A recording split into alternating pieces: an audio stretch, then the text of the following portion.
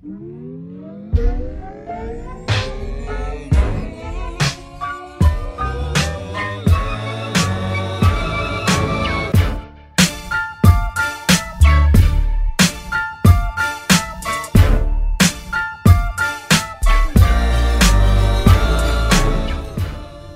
to this look back at the 2014 Abu Dhabi All-Stars recap.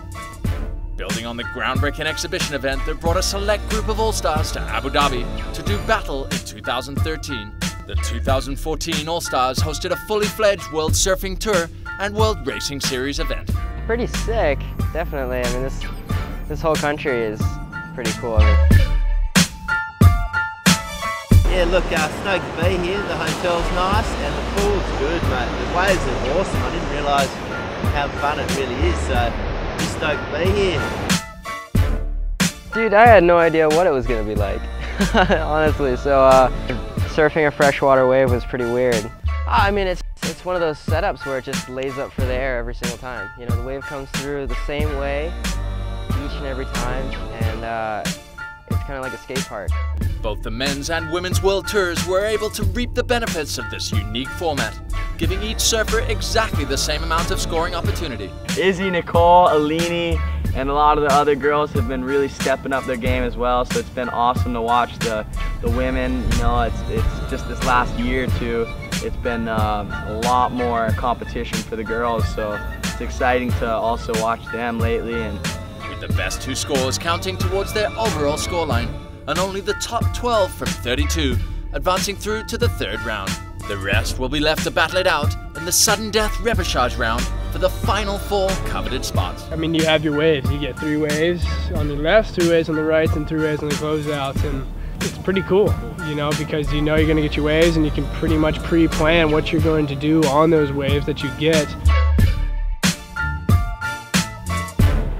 It really became more like skateboarding where, okay, it's your turn to drop in and do your run. Show us what you got. Now in the pool, you kind of have your set idea on how you're gonna do. Okay, I'm gonna go to the bottom, go straight up, and I'm gonna do this carve. And it's like figuring out a run. And it's really fun because you don't get to do that in surfing ever. You get to do that in all these other board sports that involve snow, land, whatever. And so it added a different dynamic. And I really feel like it allowed everyone an equal chance to show what they got and to make it through their own heats, you know? The women's semifinals saw some of the most competitive surfing yet, a clear testament of just how far the women's surfing has come, and that the athletes that would make it to the finals were, without doubt, the on-form surfers of the day. In the end, these 2 athletes were Spain's Ibaya Moreno and Florida's Izzy Gomez. You know, I was super determined to win this contest because I've just really wanted to, so I was like, need to win. So I was just super focused and I wasn't gonna let that slip away. In the men's division, the passing of each heat saw the talent bar raised even further. And then the current world ratings leader Kyle Vaj in the semis, who has seemed unstoppable so far in 2014. With Kyle wanting to keep his unbeatable roll going, it came down to a matter of decimals, with Kai Lenny securing the close victory in the dying minutes of the heat. You know, I was purposely waiting in there because I really wanted to see what they were doing, and I wanted to hear the scores and be like, all right, so he did this, and the judges are looking for that. Okay, I'm gonna outdo that. I'm gonna throw a little more flair into my turn. You have to kind of face that in order if you want to win, because it's like kind of they're giving you a secret right when they drop the score to what you just witnessed.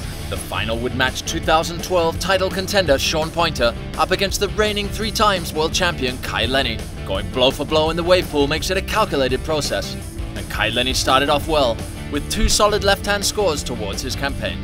Meanwhile, Sean Pointer was going for broke, but despite some great surfing, and was unable to find his previous form to scrape back into contention.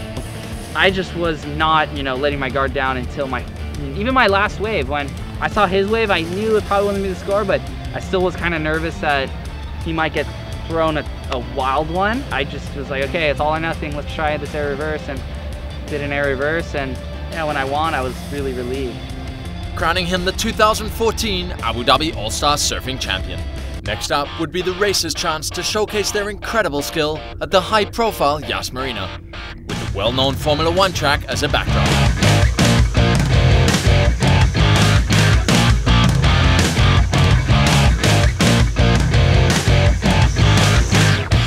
night racing was to prove challenging, as the long distance kicked off in temperatures of up to 45 degrees Celsius or 113 degrees Fahrenheit. Meanwhile, World Series newcomer Lina Agautis managed to battle through, making her presence felt with a convincing victory ahead of the young Slovenian phenom Nansa Notar. Meanwhile, in the men's division, we saw tighter racing than ever, with the top 15 in a pack for the entire race, and the buoy turns providing opportunities for the lead to change and mistakes to be made.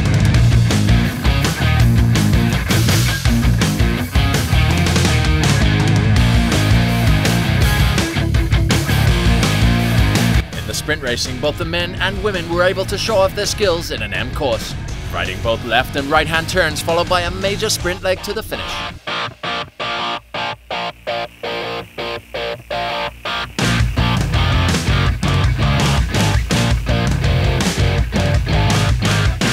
The Abu Dhabi All-Stars once again made history in 2014 and set a new standard for performance stand-up paddling in surf and on flat water. So congratulations to our overall All-Stars, Kai Lenny with 2 bullet wins in the surf and the race, and Izzy Gomez with a win in the surf and a 5th in the race. Make sure to stay tuned to watermanleague.com as we build up to the next exciting adventure on the 2014 World Series and head over to Spain for the start of the European Cup in June.